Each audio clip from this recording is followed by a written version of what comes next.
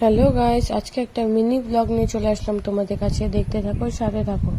বসে বসে চানাচুর খাচ্ছিলাম বারান্দায় বসে, আর ওয়েদারে ফিল নিচ্ছিলাম, কারণ কি ঠান্ডা ঠান্ডা ওয়েদার ছিল। তারপর হট করে আসলো ফোন, তো আমি চানাচুরের বাটিটা হাতে নিয়ে চলে গেলাম ঘরে ফোন ধরতে। তো ফোনটা উঠালাম, উঠিয়ে শুনি আমার দিদি আসছে। দিদি আজকে অনেক দিন পর আমাদের বাড়ি আসলো। তো বাস থেকে নেমে গেছিলো, তাই আমাকে বললো রাস্তার দিকে আগায় আয়, তার জন্য আমাকে ফোন করলো।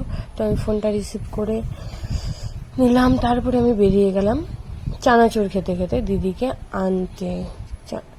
চানাচুর বাদ দেওয়া যাবে না, তো কি করবো, বাটি নিয়ে তো আর যেতে পারবো না, তাই হাতে এক মুঠি চানাচুর নিয়ে মুখে একটু নিয়ে বেরিয়ে গেলাম চানাচুর খেতে খেতে। আমার মতো কে কে চানাচুর খেতে ভালোবাসো অবশ্যই জানিও। ঝাল ঝাল চানাচুর বলো কেমন লাগে তোমাদের। আমার তো খুব ভাল লাগে ঝাল চানাচুর খেতে। দেখতে পাচ্ছ হাতে মশলাগুলো আমি চেটে চেটে খেয়ে নিচ্ছি। এখন বাইরে থেকে জল খেয়ে বেরোয়নি, হাত ধুইনি। এখন কি করব, একটু রাস্তার দিকে আগায় গেলাম, আগায় গিয়ে একটু বৌদিদের বাড়িতে ঢুকে জল খেয়ে হাত ধুয়ে নিলাম। আর এদিকে পুচকি ছাতা নিয়ে এক জায়গায় যাচ্ছিলো, ওর ছাতাটা আমি চাচ্ছিলাম, ও দিচ্ছিল না।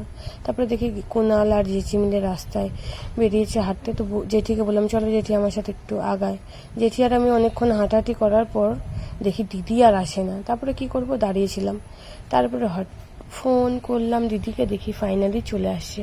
টোটোতে ওঠার আগেই ফোন করে বলে আমাকে নিতে আয়, আর আসেনি। তারপরে ফাইনালি চলে আসলো, দেখতেই পাচ্ছ।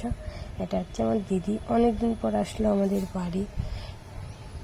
তো অনেকেই বলে আমার দিদিকে বলে আমার থেকে ছোট লাগে, আমাকেই বড় লাগে।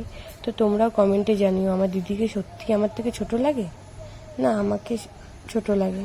কমেন্টে লিখে যেও। Bye bye.